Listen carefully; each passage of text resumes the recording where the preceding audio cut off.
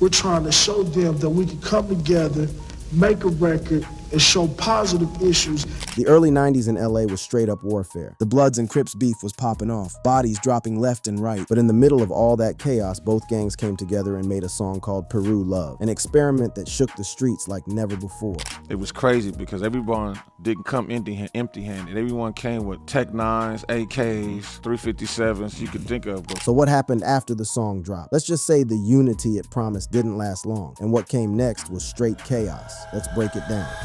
The track that flipped West Coast hip-hop. The year was 1993. The city was still smoldering from the '92 riots. The streets were looking for healing, for answers, for something, anything that could flip all that negative energy into something productive. That's when Piru Love hit the scene, probably the most influential banger from one of the most controversial albums in hip-hop history, Bangin' on Wax. Piru Love wasn't just another track, feel me? It was a whole statement, a celebration of Piru sets, which are subsets of the larger Bloods gang, featuring verses by real ones like Faux Clips, Bloody Mary, Red Room, 781, and Lil Leak, CK. The joint flipped Zapp and Rogers' Computer Love, turning a smooth R&B classic into an anthem for pirates throughout LA. But to really understand the impact of Piru Love, we gotta go back to square one, to understand how these rival gangs even got in the same room without it turning into a bloodbath. It all started with producer Ronnie Phillips keeping it 100. As gang violence was peaking throughout LA, Phillips saw an opportunity to redirect that energy from the burners to the beats. We're trying to show them that we can come together, make a record, and show positive issues, and at the same time prove that we have talents other than just pulling triggers and doing whatever, selling drugs.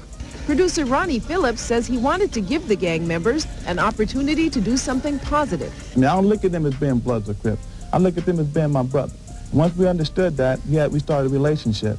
And once you start a relationship, then you can work together. The concept was revolutionary, but dangerous AF. Bring actual gangbangers from rival sets together to create music. But this wasn't just any collab. This was bringing together the Bloods and Crips, gangs whose beef had bodied thousands since the early 70s. It was like trying to mix fire and ice. If fire and ice had been murking each other for decades, the stakes couldn't have been higher when Phillips, alongside OYG Redrum 781 and Tweety Birdlock, put together auditions for real gang members from Compton, Watts, Long Beach, Inglewood, and Los Angeles. The flyest would get picked to spit on Bangin' on Wax under the group name Bloods and Crips. Legendary producer DJ Battlecat was in the cut for those early sessions and remembers how tense it was on day one. Doing Bangin' on Wax, we end up, I'm gonna tell you, let me just keep it raw. The first day we put it together, everybody in their relationship said, hey, could you come down to the studio? So they did. So we not knowing what part of the barrels of South Central that the Crips and Bloods was gonna come from because of the relationship. The situation was on 100, no cap. These weren't actors playing gangbangers. These were certified street dudes, ops, being brought together in the same space. So when that happened,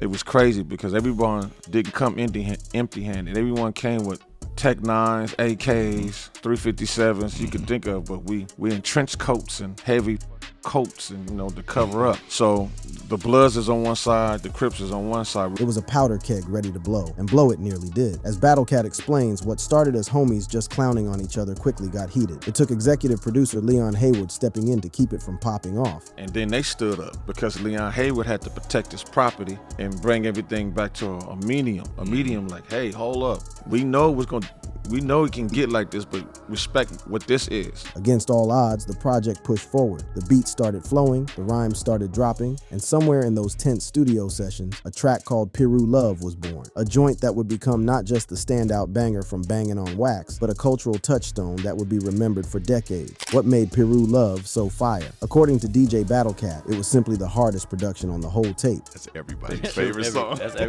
No disrespect, that might be the best song. Favorite song. The track had that smooth, hypnotic beat created by producer Jay Stank, who Battlecat remembers. What made Piru Love particularly crazy was how it transcended set lines. The track was big-upping Piru set specifically, but its appeal reached beyond Blood territories. Even Battlecat, who claims Crip had to admit. So, we all love that song. Everybody love Piru Love, but we turn that down, you know what I'm saying? We ride through the hood. The lyrics shouted out various Piru sets, including Elm Street, Fruittown, Treetop, and Looters Park, creating that sense of unity and pride among Blood members. But it wasn't just the homies who took notice. When Bangin' on Wax dropped in '93, it blew up like crazy, going gold and pushing over 500,000 units. Media outlets that had been covering gang violence from a safe distance suddenly wanted in on this musical experiment. The album and its creators got shine on major networks including E!, CNN, ABC, BT, and MTV. For many Americans watching from the burbs, this was their first real glimpse into the reality of gang life in Los Angeles, presented through hip-hop. Piru Love stood out among the album's 16 tracks. Its catchy hook and polished production caught the attention of one of the most feared figures in West Coast hip-hop, Suge Knight. Knight was so gassed by Bloody Mary's performance on Piru Love that he signed her to Death Row Records in 1994. This connection to Death Row Records would prove major and eventually tragic for many involved with Piru Love. But before we get into those consequences, we need to understand the broader impact the song had on gang culture, its controversies, and the dangerous precedent it may have set. What started as an attempt to channel gang rivalries into music would eventually spiral into something far more complex than its creators could have. Imagine, the legacy of Piru Love would be written not just in gold plaques, but in blood.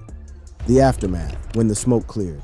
The album's commercial success was undeniable, pushing over 500,000 units and going gold. Bangin' on Wax brought the realities of gang life in Los Angeles to suburban America. Music critics and casual listeners alike were hooked on this raw glimpse into a world they had only heard about on the evening news. The Chicago Tribune and Los Angeles Times both showed love to Piru Love specifically, listing it among top songs referencing Rosecrans Avenue, a street deeply tied to Los Angeles gang culture. This recognition emphasized the track's role in documenting and reflecting the gang landscape through music, but not everyone was feeling the project as a positive move. For some, Bangin' on Wax was crossing a dangerous line. The album's track listing reads like a who's who of gang disses. Song number one is Slob BKO, yeah, which is like an insult to Bloods. Absolutely. And then there's R.I.P. a crab and half, and crab is a derogatory term to Crips. Yeah. So they're CK Ride, Crip Killer Ride, right? Rapper BG Knockout, who curved an opportunity to get down with the project, explained why he wasn't with it. Like, nah. Because I knew, like, because the things they wanted me to do, they wanted me to diss my enemies, to diss the red side, and all these different things. And I was like, man, that's crazy. I was like, what you people trying to do here? Like that's crazy. I wouldn't even be able to live if I came out with some music like that. His concerns weren't capped. The album dropped during what BG Knockout describes as the worst era of gangbanging. For many, including BG Knockout, participating in such a project was basically putting a target on your back. Just think about that. That was suicide pretty much, you know? Pretty much suicide. No, I mean, like when I'm looking at the track listing, yeah, you're right. The consequences of this suicide mission would soon become tragically real. When asked about the aftermath of the album, BG Knockout drops a bombshell. Like, it is kind of like suicide. How many people died around this? Man, I know of at least 4 people on both sides. Shit. Yeah. One of these casualties was a Crip member named Big Freeze. And Big Freeze from the Franklin Squares from Watts. He's one of the people that actually got killed that was on that record. The deaths weren't limited to artists on the album. As research suggests, the beefs depicted and inflamed by tracks like Piru Love contributed to broader violence within gang communities. By the late 1990s, conflicts between different Piru sets, such as Mob Piru and Fruittown Piru, resulted in multiple murders, particularly among those associated with Death Row Records. But what makes Piru Love particularly significant in this tragic legacy is its connection to Death Row Records through Bloody Mary. Born Rajni Falks on July 21st, 1970, Bloody Mary was the only female member of Bloods and Crips and a major figure on Piru Love. Her performance caught Suge Knight's ear, leading to her signing with Death Row Records in 1994. Under Death Row, she dropped her debut solo album, She's Dangerous, under the alias Nene X, and a follow-up called Day of Resurrection. She was also involved in a beef with rapper Luther Luke Campbell, releasing a diss track,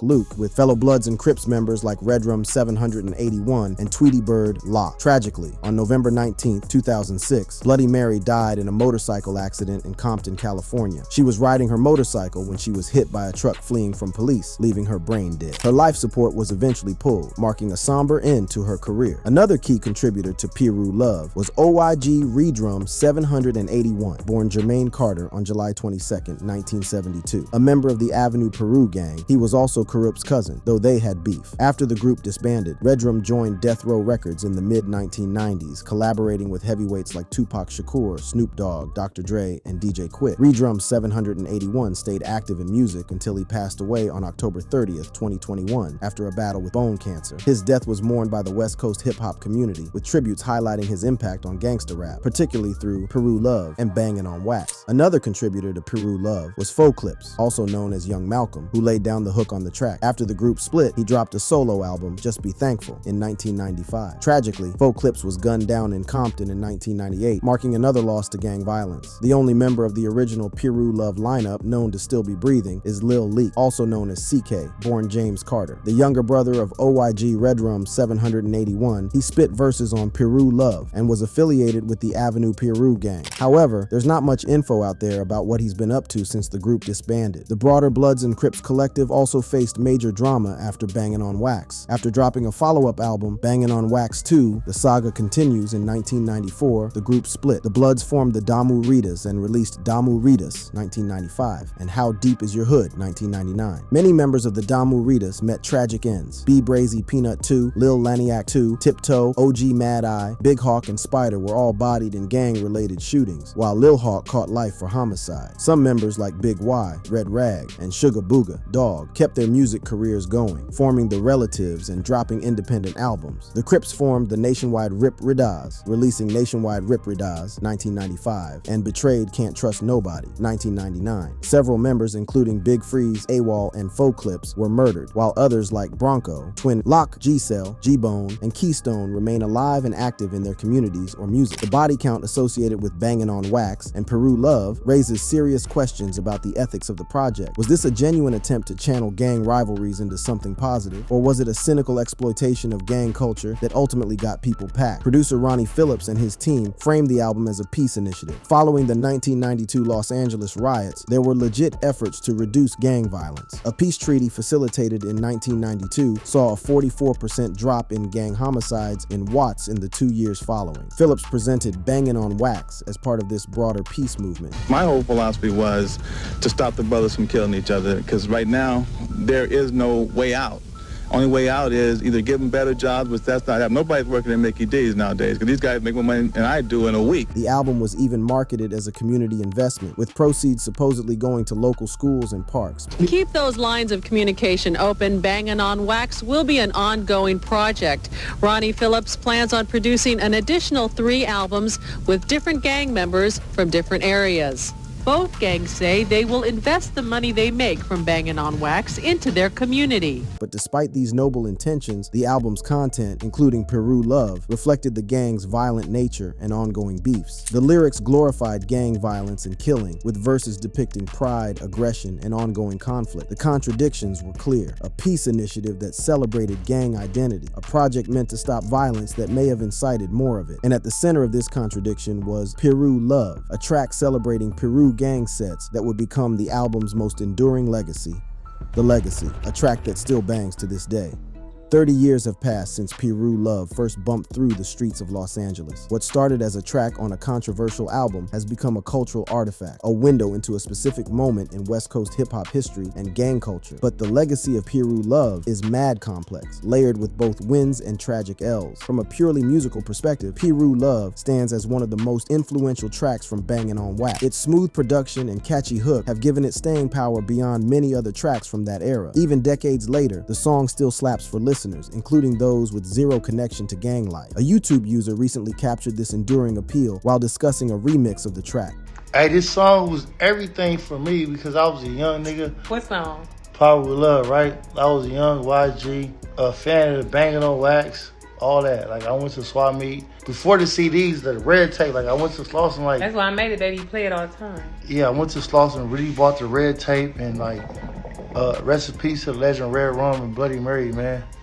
Rest in peace. Yes, that shit was dope. This ongoing popularity shows how Piru Love transcended its origins as mere gang propaganda. The track became a genuine banger, appreciated for its musical qualities even by those who weren't about that gang life. Even DJ Battlecat, who primarily worked with Crip members on the album, gives Piru Love its props. Beyond its musical legacy, Piru Love had a major impact on rap culture. The track was part of a bigger shift in gangster rap toward explicit gang identification. While artists had referenced gang culture before, Bangin' on Wax and Piru Love took it to another level, directly naming specific sets and hoods. This wasn't without precedent. DJ Quick was arguably the first rapper to claim a specific gang on wax, referencing his Treetop Piru affiliation in underground tapes. But Piru Love helped mainstream this practice, influencing later generations of rappers who would explicitly rep their sets. The track also impacted careers. Beyond Bloody Mary's signing to Death Row Records, Piru Love helped establish the street cred of several artists within the industry. It showed that authentic gang members could create commercially viable music, opening doors for others with similar backgrounds. Domino, one of the artists associated with the project, got big, showing that participation in banging on wax could lead to legit careers in the music industry. His success stands as a counterpoint to the tragic fates of others involved. But this aspect of the song's legacy is where the darker implications emerge. By celebrating and glamorizing gang identity, did Piru Love contribute to further entrenchment of gang culture? Did it make gang membership look fly to young listeners? Research suggests that Piru Love, both the song and the concept it represents, helps unite members within their sets, creating a sense of family, especially in communities facing challenges like poverty. The song celebrates Piru identity and can strengthen gang cohesion, but it can also lead to conflicts between different Piru sets, such as the beef between Mob Piru and Fruittown Piru that resulted in violence. The track's influence extends beyond the gang world into broader cultural perceptions. Piru Love and Bangin' on Wax offered suburban America a glimpse into gang culture through the lens of music. For many listeners outside Los Angeles, these songs shaped their understanding, right or wrong, of gang dynamics in South Central. Some members even began to see the project as a path away from gang identity, but the reality behind the scenes was more complicated. Despite the positive messaging and media coverage, the album's content remained explicitly violent and divisive. Tracks like Piru Love celebrated gang identity, rather than transcending it. Ronnie Phillips' vision for the project was rooted in economic realities. He saw music as an alternative hustle for gang members to get legit money. My whole philosophy was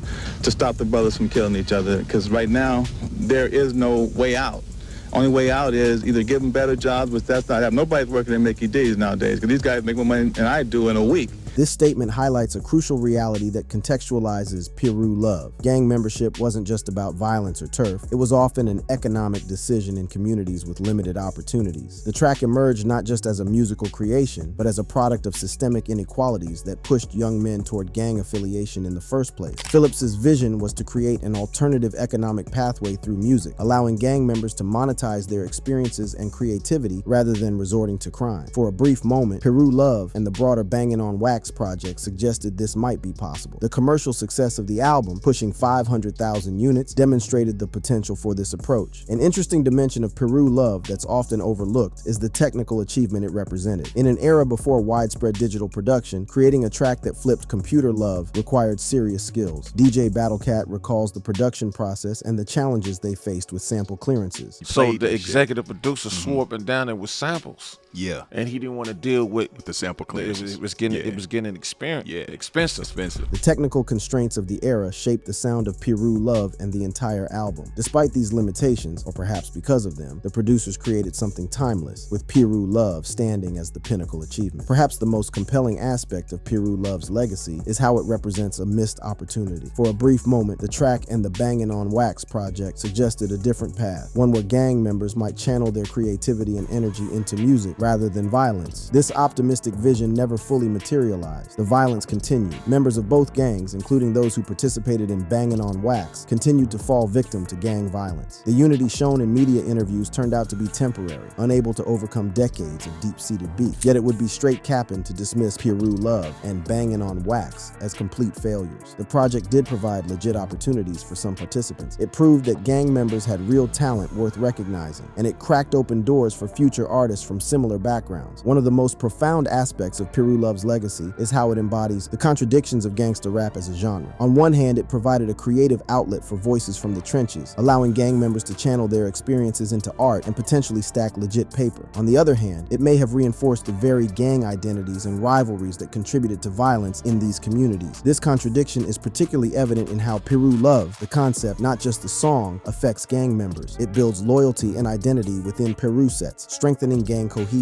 It reinforces gang codes of conduct such as loyalty, honor, and the no snitching policy, which can trap members in the game. Yet, from another angle, Piru Love gave a voice to a community that suburban America had largely ignored or demonized. It documented a reality that, while shocking to outsiders, was everyday life for many in South Central Los Angeles. The song didn't create gang culture. It reflected what was already popping in the streets. The cultural significance of Piru Love goes beyond music into broader discussions about the ethics of art and expression. Does depicting a violent reality mean you're co-signing it? Can artistic expression serve as a legitimate outlet for anger and frustration that might otherwise lead to actual violence? These questions still matter not just for Piru Love, but for hip-hop as a whole. What's undeniable is that Piru Love represents a turning point in the evolution of gangsta rap, a moment when the genre's claims to authenticity were put to the ultimate test. Unlike artists who merely rocked gang colors for aesthetic, the creators of Piru Love were certified gang members documenting their lived experiences. The result was raw, unfiltered, and problematic, but also undeniably hard. 30 years later, the question remains, was Piru Love good or bad for hip-hop culture and for the communities it represented? The answer, like the song itself, is complicated AF. It provided opportunities for some while potentially endangering others. It celebrated a destructive lifestyle while offering a potential alternative to it. It documented harsh realities while potentially making them look glamorous. Perhaps the most lasting legacy of Piru Love is how it embodies the contradictions of art created under desperate conditions. Born from violence and inequality, it sought to rise above those circumstances while simultaneously keeping it real about them. It aimed for peace while speaking the language of the streets. It reached for commercial success while maintaining street cred. In this complexity lies the true significance of Piru Love. It wasn't simply fire or trash, it was both simultaneously. Its legacy can't be reduced to simple judgments of W's or L's, positive or negative impact. Like the lives of those who created it, Piru Love contains multitudes, triumph and tragedy, creativity and destruction, hope and despair. Looking back on Piru Love from 2025, what emerges isn't a clear moral, but a complex portrait of a particular moment in American culture. A moment when the realities of gang life in Los Angeles found expression through music, briefly transforming some of society's most marginalized voices into cultural forces. The track makes us wonder what might have been if more opportunities existed for these voices outside of both gang life and the exploitative aspects of the music industry. It asks us to imagine an alternate reality where talent like that displayed on Piru Love might have been nurtured without the deadly baggage of gang affiliation. That alternate reality never materialized for most involved with Piru Love, but the song itself remains, a testament to the creativity that flourished even in the harshest conditions, a reminder of talent that got snuffed out, and a complex artifact of a troubled time. Bottom line, Piru Love stands as both a celebration and a warning, a document of creativity emerging from conflict, and of how easily that creativity can get swallowed up by the very forces it seeks to escape. Its legacy, like the legacies of those who created it, remains unresolved, a melody haunted by violence, a moment of unity surrounded by division, a creative W shadowed by tragic L's. If you love this video, click on the card showing on your script for more videos like this.